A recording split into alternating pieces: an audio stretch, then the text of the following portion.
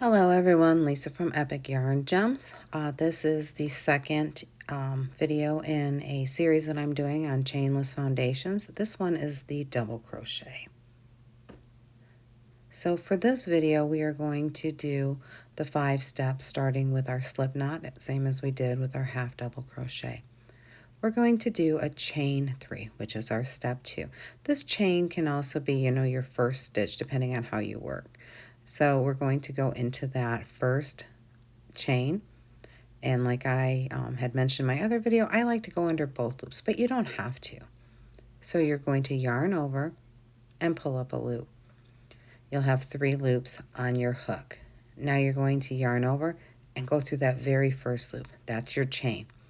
And then you're just going to complete a double crochet for your step 5. So again, we're going to find where that chain was, and there it is. And we're going to yarn over, pull up a loop, yarn over, go through the first loop on your hook, then you're going to yarn over, go through the next 2, yarn over, and go through the last 2, which is a half double crochet.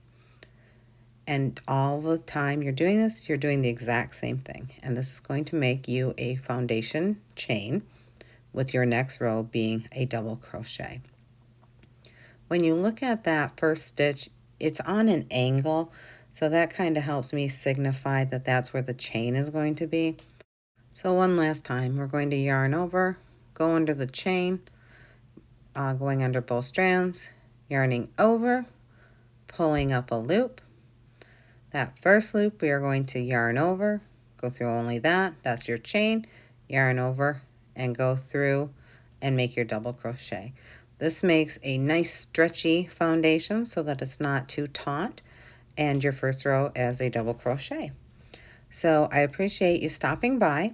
I hope that you have learned a new skill with this one.